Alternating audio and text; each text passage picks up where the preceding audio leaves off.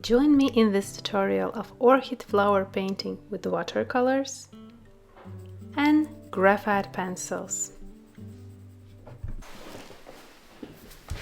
I got an orchid references from one of my Patreon students, and each reference had something that I really liked about this orchid composition. So I decided to make an orchid study. Not all paintings should end up as a finished artwork. It's also important to make color studies, painting studies, and tonal value studies. So in this tutorial, I will mix together color study and tonal value study. Let's see how it will turn out. It is always good to have a real subject in front of you, but in this case I have quite a few reference photos in good quality, in perfect lighting. Before starting to build up the composition, I carefully study the reference that I have. After that, I start with a very rough sketch on a plain paper. I check the tonal values, placement of flower and leaves. I am combining few references in one composition. As this is just a study piece, I can combine few references in one composition, but I still need to check if the direction of the sunlight or the light source comes from one direction. Are the angles in the same way as all the references have? Everything needs to be considered. After that, I take a transparent paper and outline the sketch that I have, place the composition in the center. In this case, I need to move it a little bit to the right, so I'm placing my transparent paper a little bit off. I still can make corrections. I have transparency and I see what is rough sketch underneath. Also, the references are in front of me. Spending more time on the sketch will help you avoid some crucial mistakes in the painting process. Now I have an outline and I still need to make some more corrections to the reference that I have, make more finer details, checking the placement of the composition, and I'm transferring for the second time because I need for my Patreons to have a perfect outline. Also, it's important to check veins. Are they in the right position? Now I'm checking with continuing the middle vein till the front tip, and I see that they are meeting together perfectly. That means that my vein is placed in the right position. Now we can see from the rough sketch till the finished outline. Now I can add a layer of graphite and place this on my original painting paper. Outline again, transferring outline drawing to the original paper, and now with the finer pencil, which is 0.3, for more thinner graphite lines. With an elastic eraser, removing the excess amount of graphite off the paper. Now let's mix watercolors. I'm starting with Indian yellow, adding perlin maroon. Second mix, Indian yellow, manganese violet, red violet, Indian yellow, manganese violet, perlin maroon with a little touch of Sennelier red, and Indian yellow as a clean pigment. Checking the watercolor mixes that I made. And as I have a reference that I haven't made myself, I haven't seen the subject by my own in real life, so I only have the guidances from the reference photo.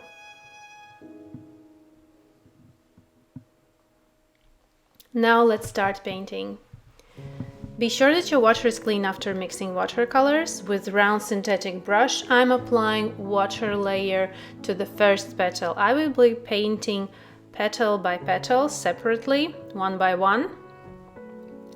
starting with Indian yellow,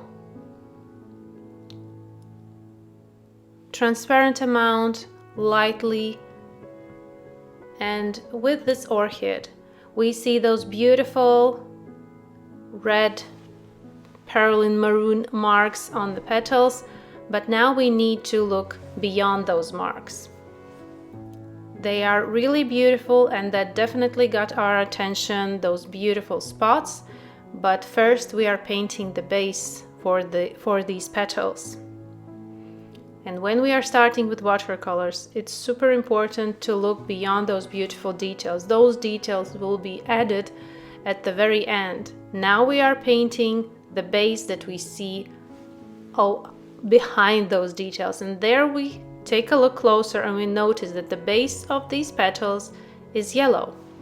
Also adding to the sides where we see a little bit darker area, adding a mix of Indian yellow together with perlin maroon. While the surface underneath is slightly moist, I don't have a lot of water, there are no puddles, nothing is floating on their own.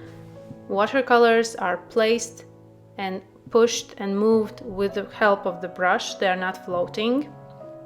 Now with the finer tip brush I'm adding more with the stippling method, this Indian yellow together with perlin maroon mix, to the side of these petals. We see that the right side or upper side of this petal is in the shadow. It's slightly curved away from light source and creates the shadow. Also there's this middle part of the orchid and a little tip is in front of this petal, so be careful, paint around that little tip. That's why it's important to transfer all little details from the outline, from your reference sketch. Then you will definitely notice all the details and paint them. If something isn't transferred, you will not paint it. So all the details are important.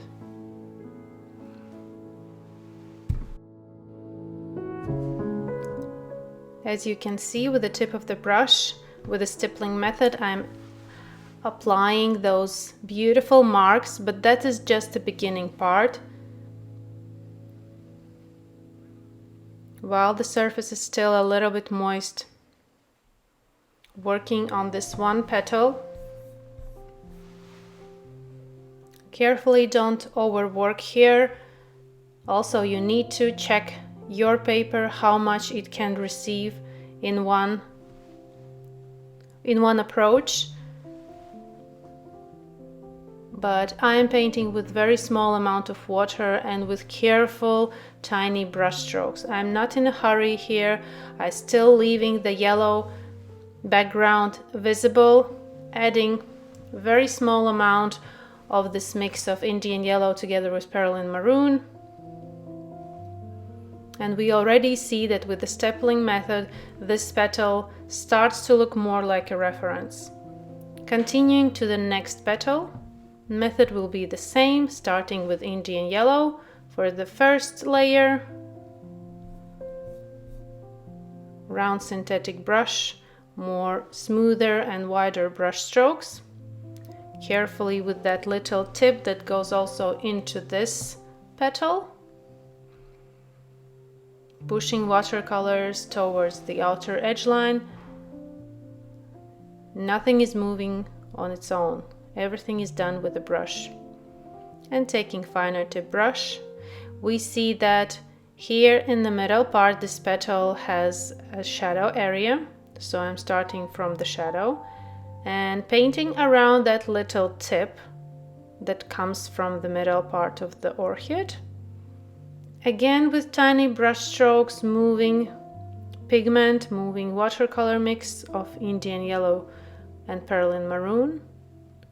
Carefully with outer edges, working slowly and accurately. This is really beautiful orchid flower, very interesting color and patterns.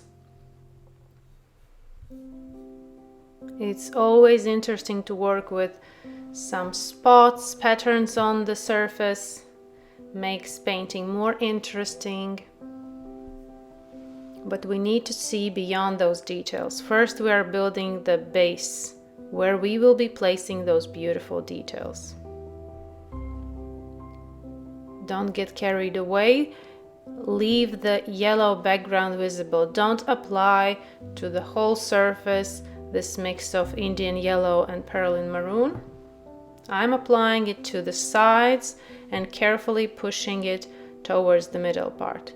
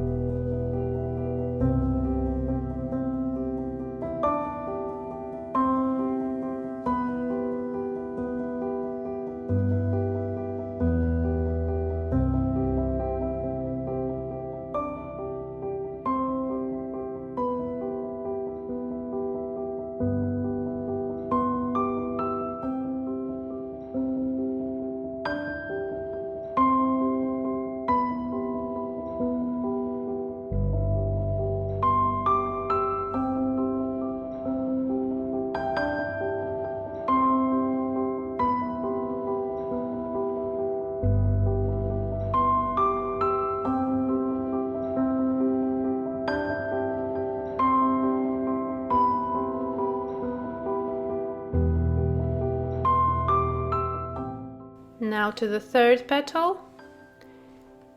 Approach is the same. Just notice that it is in the shadow, it's much darker. Really carefully study the reference in order to make right decisions while you are painting.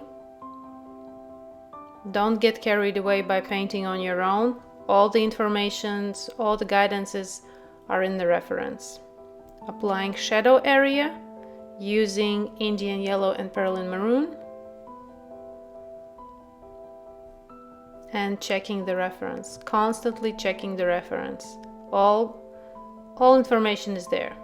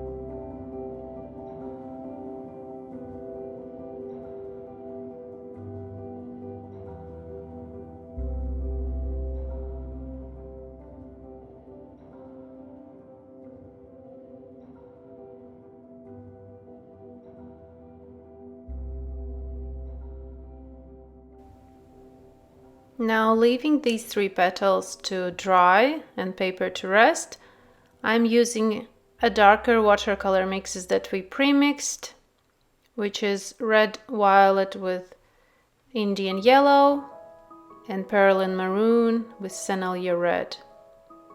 With a finer tip brush, painting this middle part of an orchid. It's very dark and saturated, but let's go gradually. We don't need to paint in one approach the darkness and strength of watercolors that we see in the reference. Carefully, with the tip of the brush, start painting.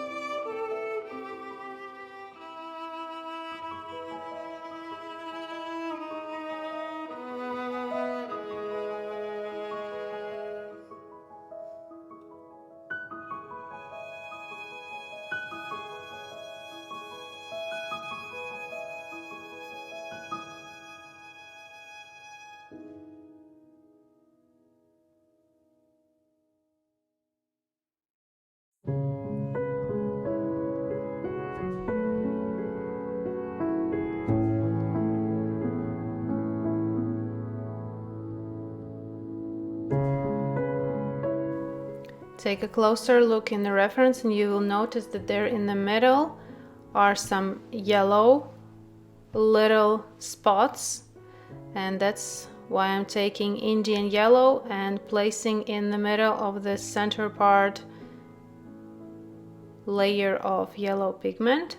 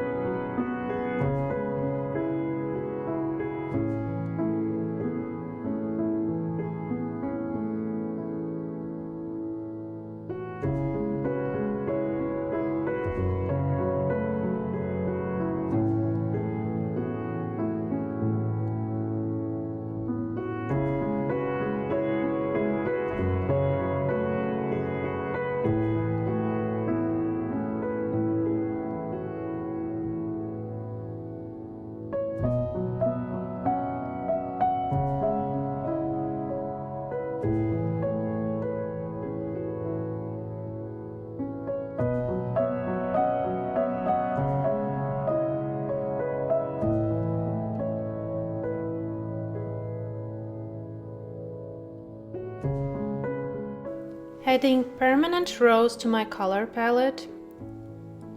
As it always works, the more we look in the reference, the more we start to notice. And I noticed that this orchid has some pink color also in the middle part and on the petals as well.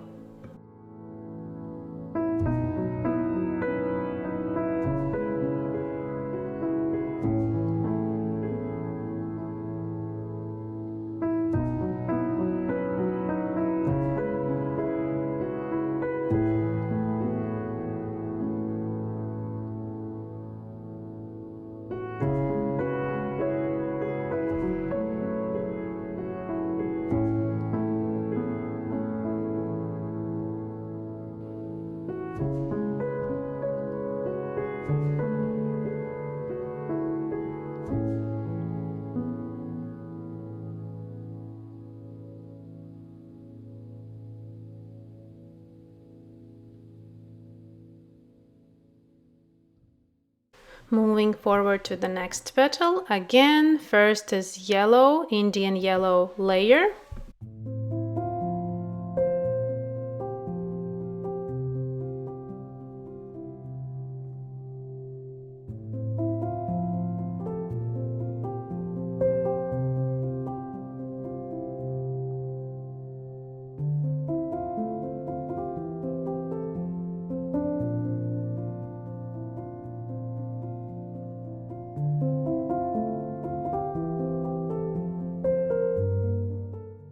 This petal has more visible spots, and I will be placing them with more stippling with the mix of Indian yellow and perlin maroon.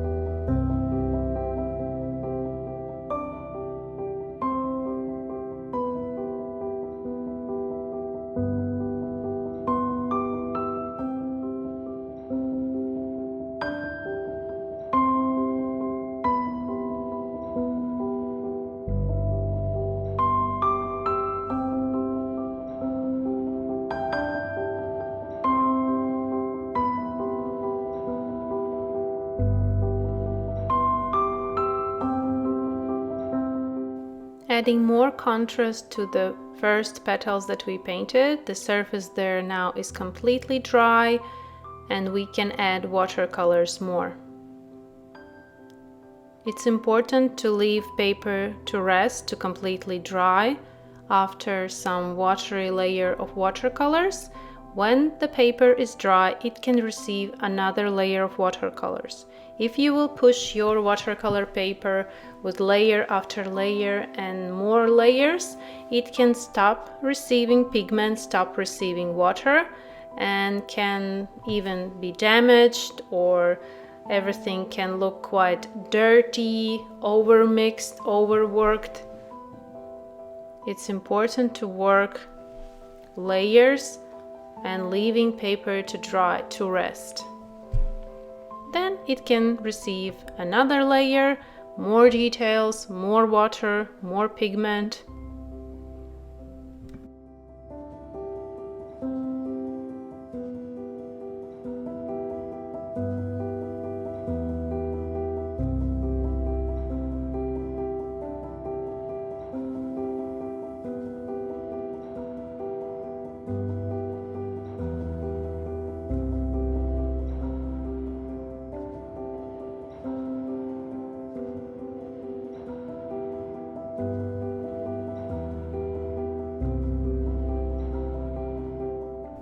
With the tip of the brush, adding petal veins, and they are more wavy, they are not very straight, so I'm also making a wavy petal lines, petal veins for this petal. And with the stippling on the sides, adding a little bit darkness, we can see that these petals have slightly darker edge line. So in this case, I'm placing a darker outline, but that is done only if it is shown and visible in the reference. We are not just outlining to separate petals, but we are placing that if we see in the reference. And adding cast shadow area. That petal on the left is casting shadow on this middle petal. More looking and observing the reference. It is very important. My reference is always in front of me, sometimes on a computer, sometimes on iPad or on phone. It doesn't matter. You can open it right beside the tutorial. You can open it on the phone or on other gadget that you have. It's important to look at the reference all the time. And now with the tip of the brush, very transparent amount of this watercolor mix, I'm adding petal veins, or these beautiful spots that are visible on the petal, to the first one petal that we painted. Now moving to the next one. Again, working, as you can see, my brush strokes are very transparent, not super saturated.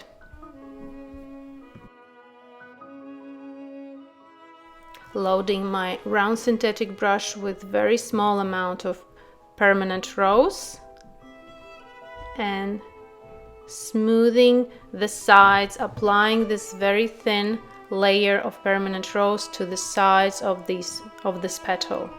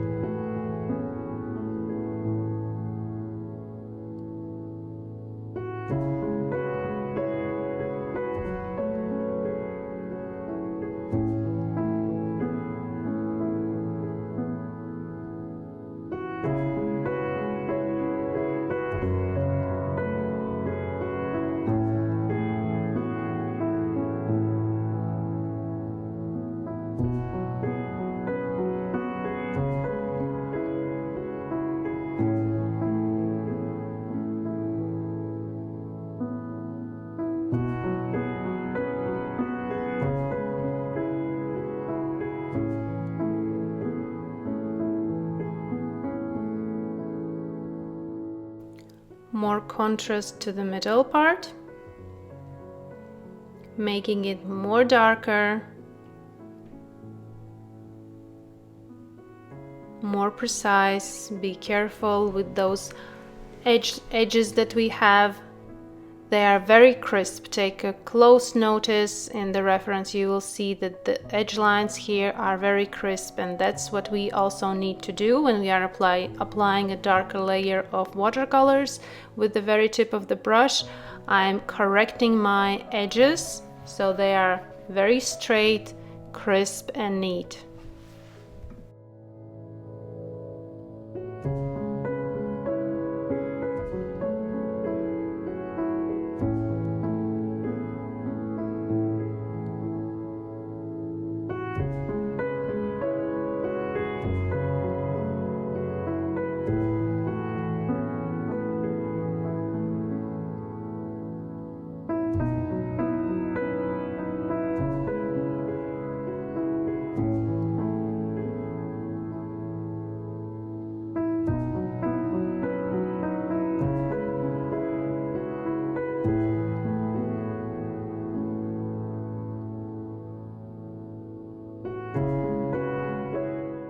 A little touch of manganese violet to that white part in the middle.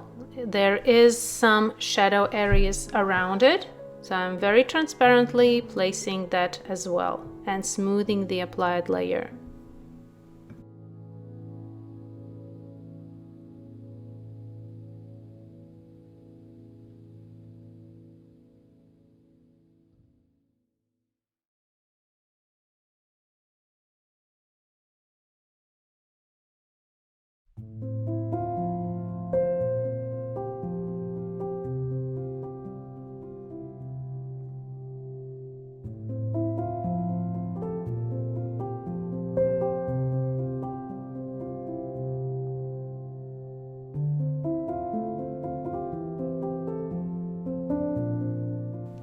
Adding more contrast, shadow area, checking the reference, separating petal one from another.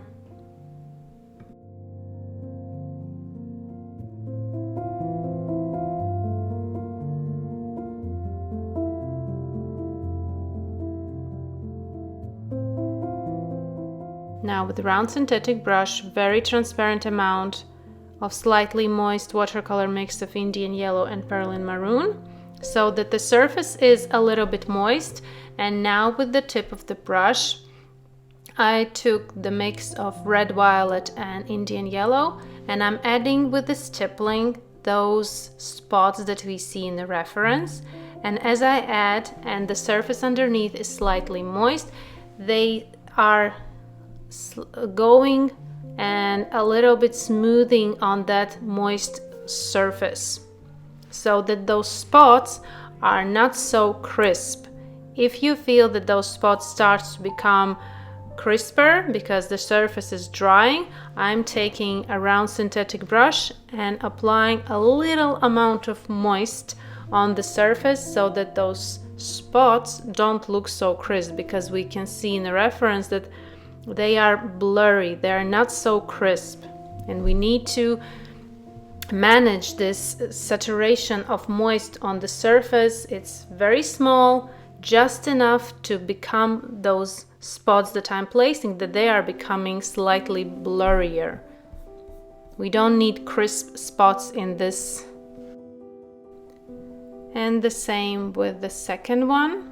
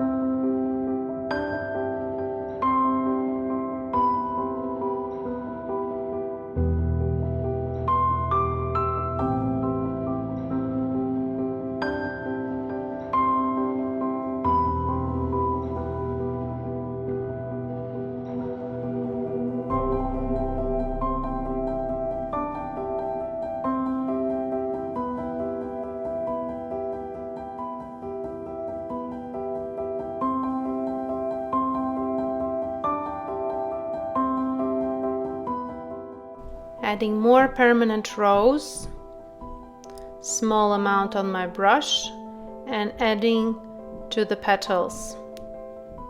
Especially on the sides and in the middle part, we see that, at least I see that there are some pink marks. Again, my guidance is only the reference. I haven't seen this flower in real life.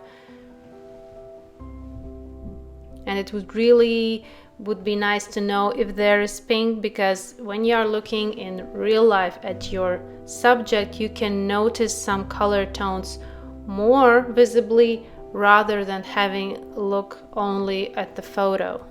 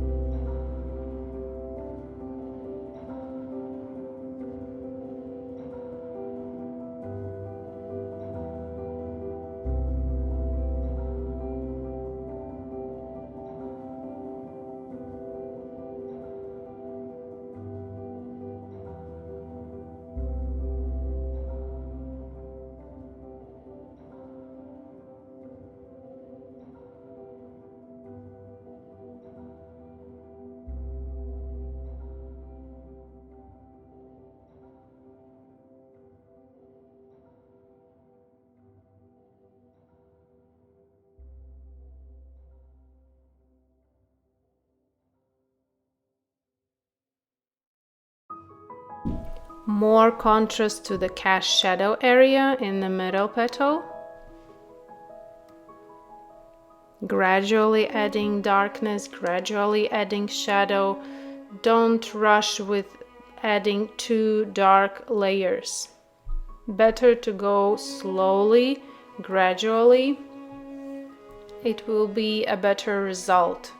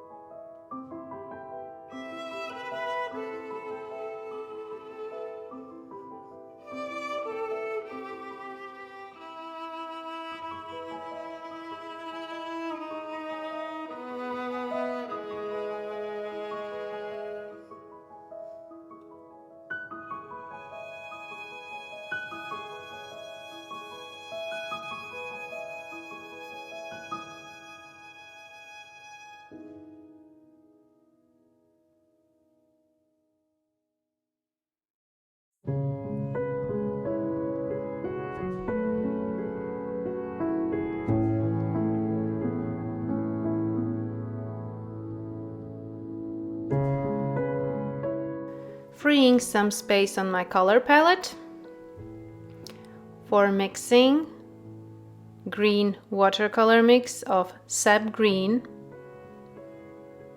a little bit more of sap green, lemon yellow,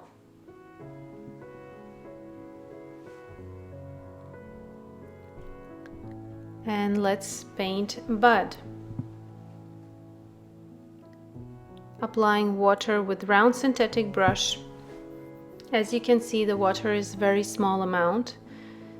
Taking sap green, looking in reference, and we see that this bud is beautifully turned towards us, towards the viewer, and we need to catch this. Also decided to add stem watercolors to the stem of the petal of the flower that is behind, but I will be adding only watercolors to the stem. Taking manganese violet together with the sap green on watercolor brush, adding shadow to this closed bud. Also there is this separation line between the closed bud petals. Working slowly, transparently, building up layers, looking at reference, and take a really careful look at the reference at this moment, because this bud is in a very interesting position. So only the work with the tonal values will help us establish this angle of this bud. We need to think that this bud is also a roundish subject, and where are placed shadows, where are half tones, and also there are some reflected light area. Perylene green to my watercolor mix to have darker color, working with the tip of the brush, and my surface is still a little bit moist. Working carefully, slowly, adding watercolors.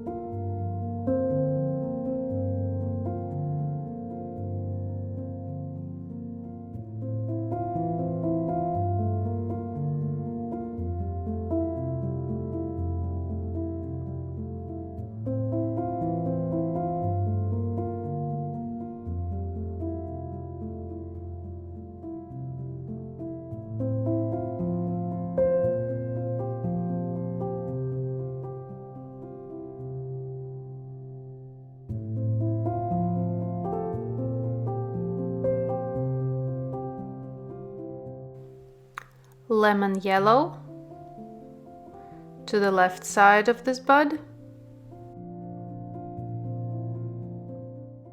I waited a moment for this bud to be completely dry, and moving forward with the next layer, finer brush strokes and adding shadow. Again, it's important to let the paper rest for a few moments for the layer to dry, and then you can move forward.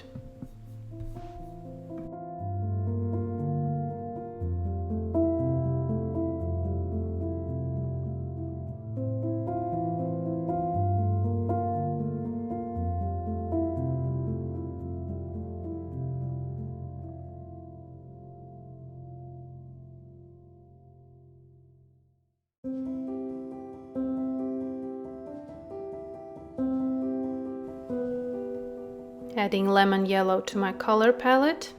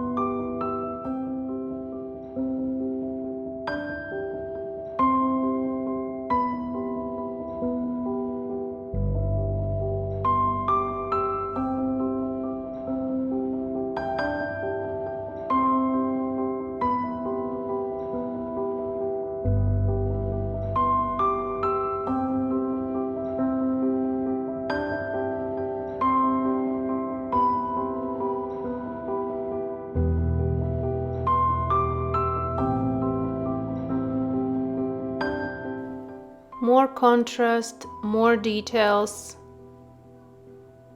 and I'm reaching the finishing stage for this bud and for painting with watercolors in this composition. Again, this is a study, and there is this slightly unfinished look to the bud, but I'm completely happy with the result. Now I'm taking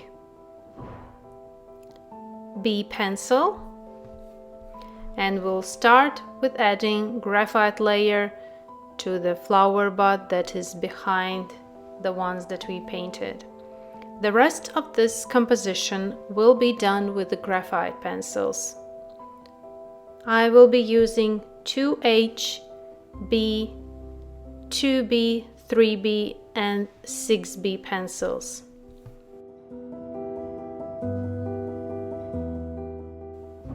Very similar as with watercolors. First, graphite layer is very transparent just to give this tone to the subject that I'm painting, and later we'll add more layers, more darker, and details closer to the finishing part. But firstly, I'm adding an overall tone to the surface. I always encourage my students to work and practice with graphite pencils. This is a very important step in mastering realistic painting, no matter the medium that you are working with. It can be watercolors, oils, gouache, acrylics, colored pencils, it doesn't matter. Graphites are the basics to all mediums. With graphites, we can work also to very realistic results. And what is easier with graphites? We have an eraser. We can erase some highlights. Maybe the area that we overtoned, we can erase it. Then we don't need to think about the water. We need to only concentrate on tonal values and details. We don't need to think about the right color tone. This is much easier, and you will benefit from practicing with graphite pencils. And the more you will start to do it, you will notice that this is quite a relaxing way of learning realistic painting. Also, results can be very realistic and less stressful. But this is really beneficial to your painting process.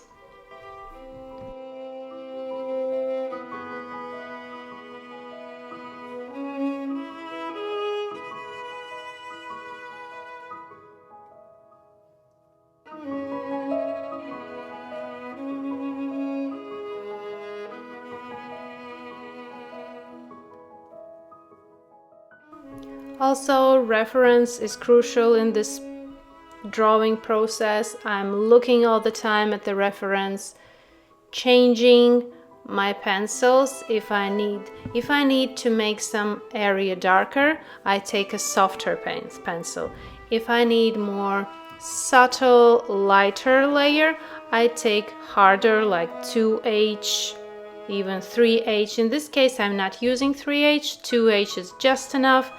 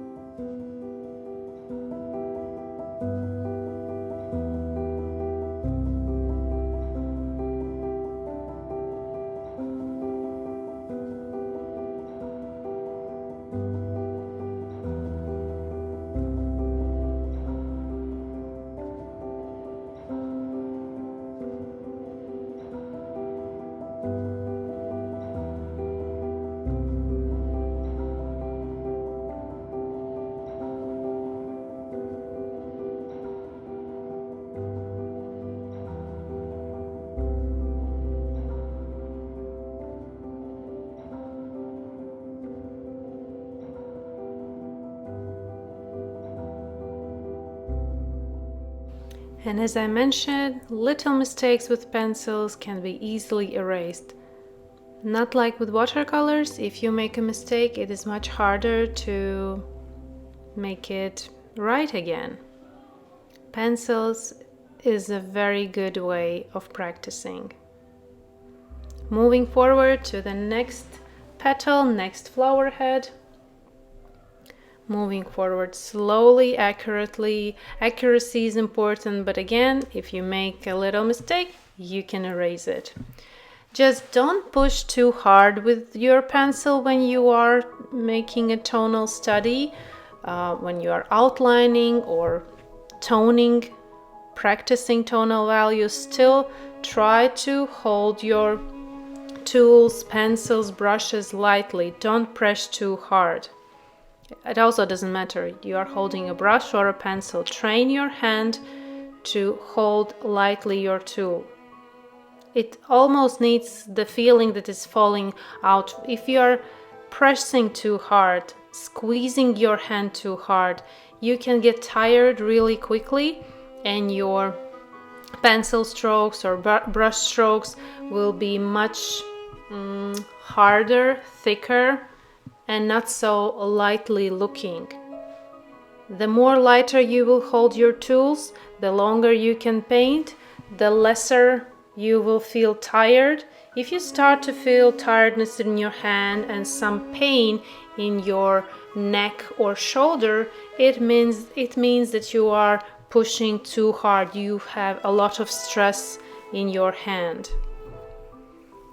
Now I'm toning the stem, which is the darkest part in this orchid composition, and I will be using even black colored pencil because black colored pencil is the darkest one.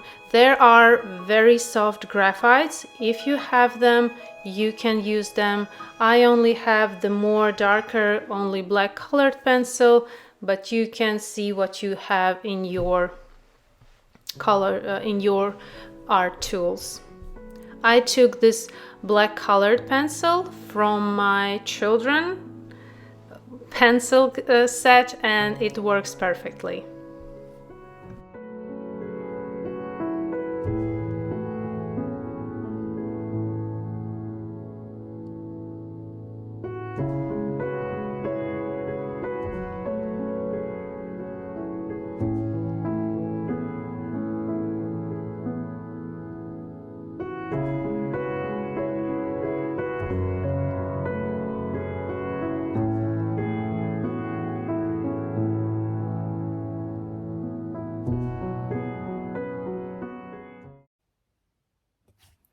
A little reminder, don't stress about your end result of your work. It's just a practice. You are here to learn, so no matter the outcome, be in the moment. Think about the process.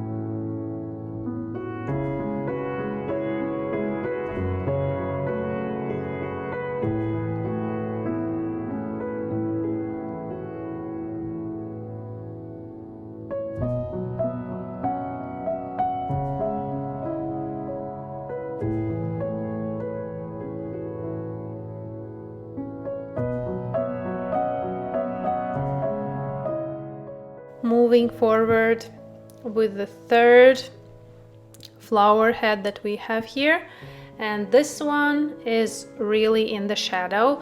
The one that we painted with watercolors is blocking the light and casting shadow on this last flower head.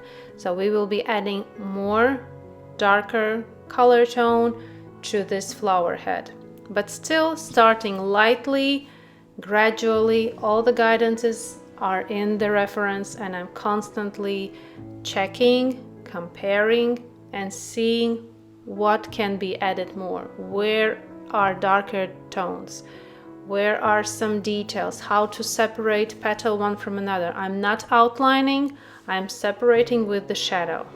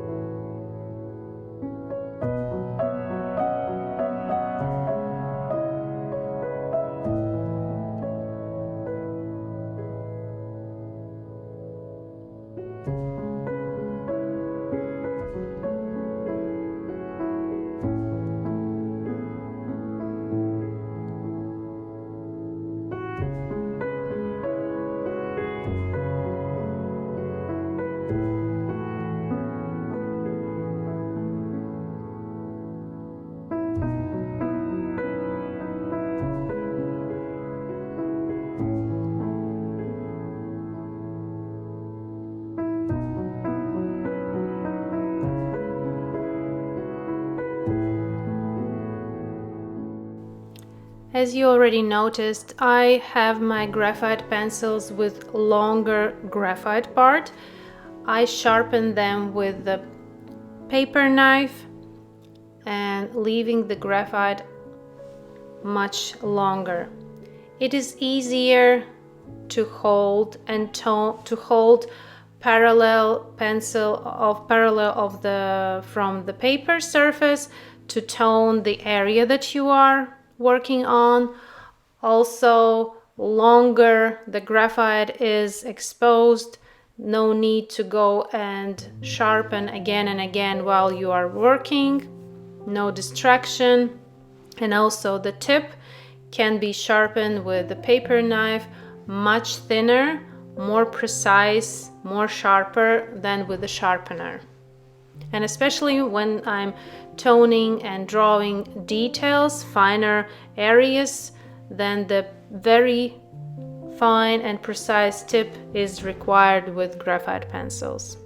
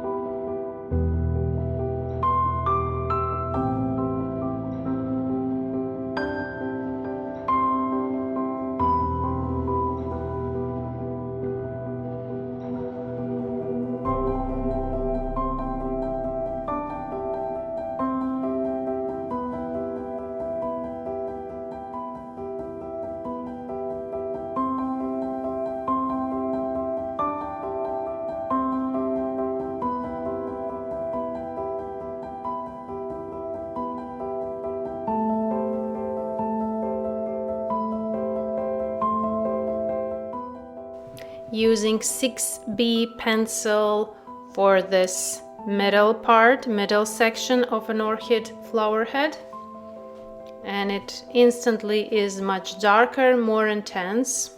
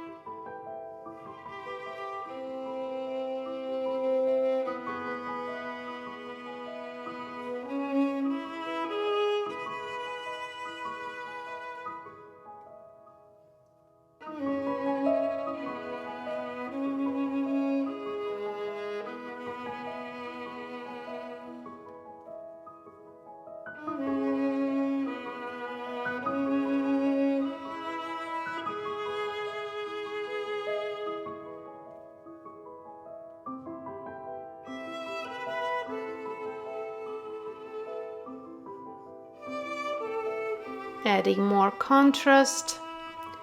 Also with the graphite, I can call like I'm layering.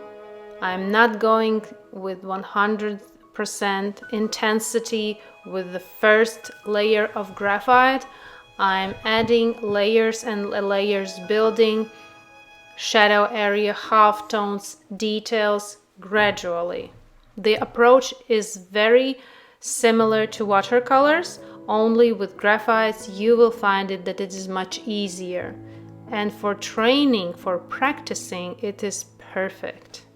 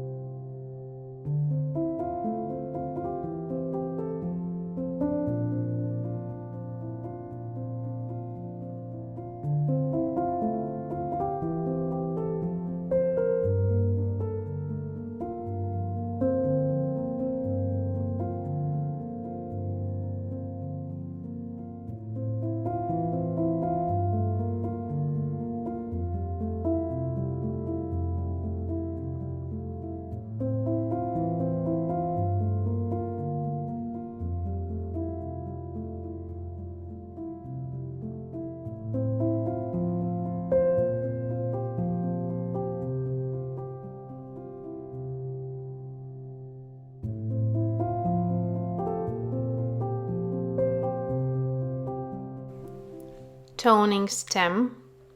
Stem is very dark and intense, and I start with toning all the stem in one tone because it is dark also in the light part, but in the shadow it is even more darker. So first, with 3B pencil, I'm applying layer of graphite, and after that I will make it darker in the shadow area. Don't go with super dark pencil in the very beginning. Do it accurately and gradually.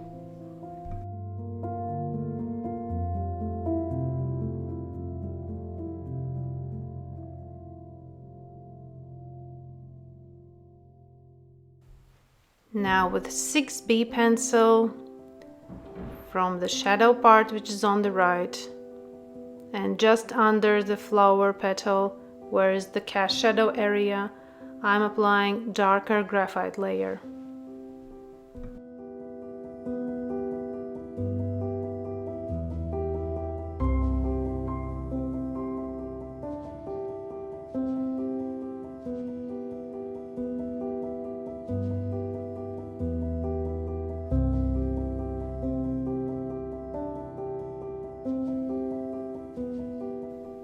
Now applying with the 6B in different direction pencil strokes to give this texture for this stem. We see in the reference that the stem texture, and if you have a real life orchid in front of you, you will notice that the stem has this interesting texture, like lots of little dots, but I'm just changing the direction of pencil strokes to create this effect of that textured looking stem.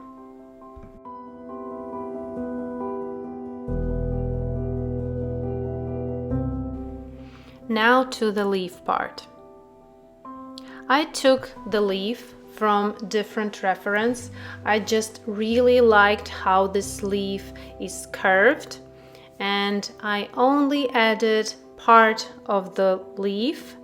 I'm not adding that beautiful where all the leaves are meeting, where they are overlapping each other, and then there's the root part, beautiful in orchid, but that would take a really long time for a tutorial.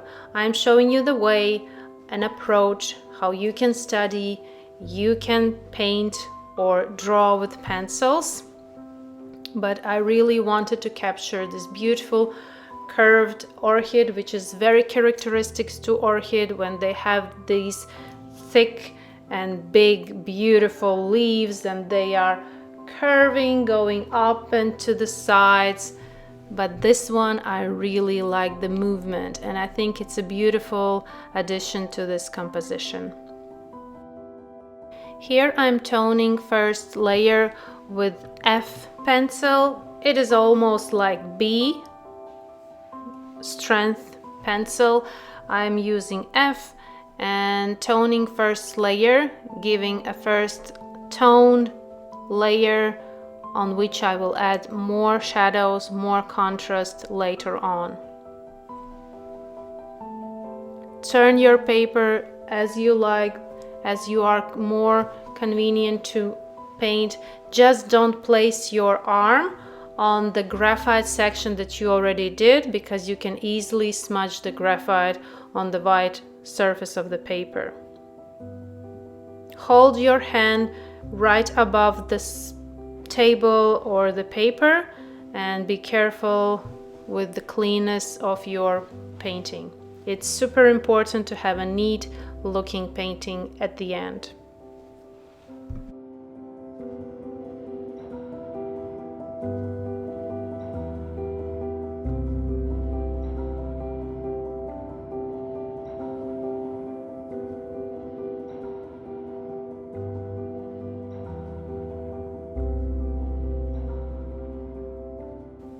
Now that we have toned the first layer, we can move forward with adding shadow area, darker layers where we see that in the reference.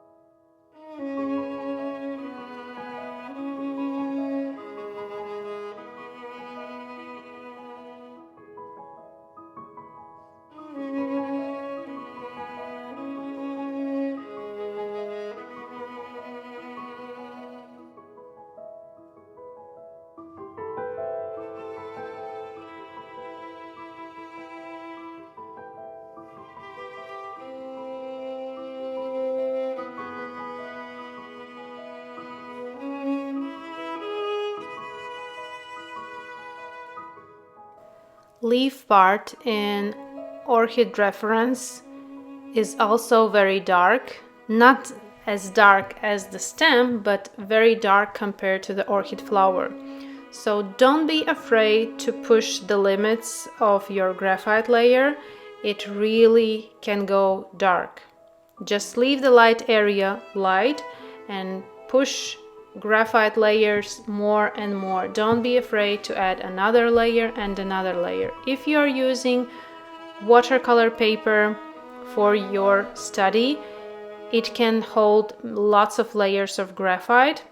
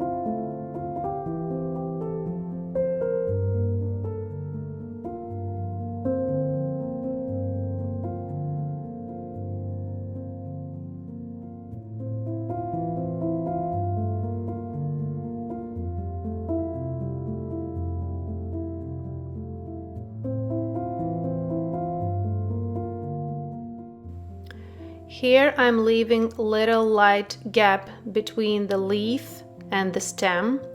Take a closer look at the reference and you will notice that the reflected light area on the right side of the stem is very visible and quite light.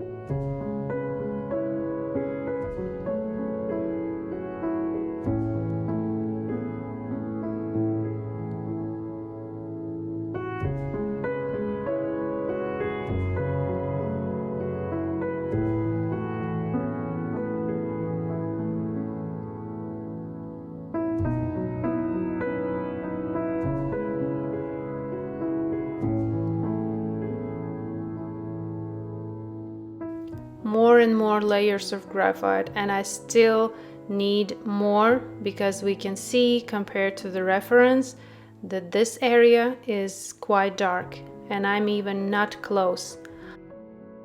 I will add more layers of graphite, but I think I will not go till the very darkness that I see in the reference. You can definitely try and do. It's a matter of time and patience. My limit is time to make this tutorial as watchable as possible. I already spent almost 2 hours for this tutorial. I hope you are not bored and painting along, but this is a very nice composition and a nice practice for mastering watercolor painting and realistic painting. Adding more layers of graphite, more contrast, more darkness, and still constantly checking the reference. Notice that this middle vein has on both sides slightly lighter area.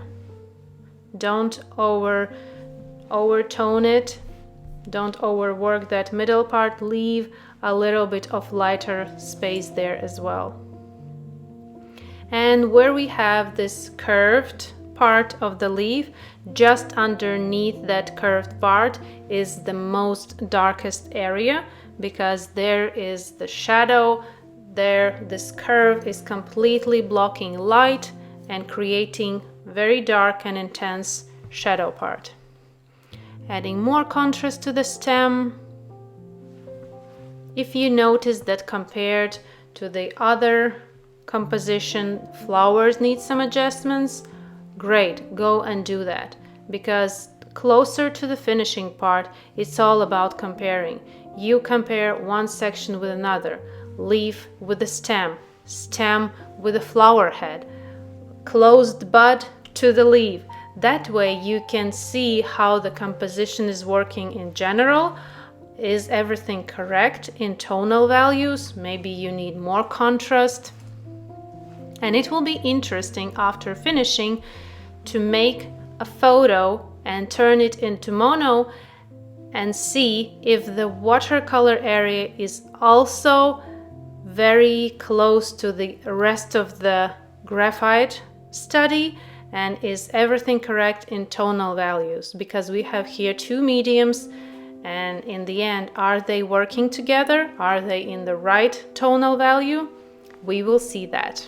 I will definitely attach photo of the monochrome image. Now I'm zooming out to see the whole image of this composition. I like how the graphite and watercolors are together in this painting tonal study composition.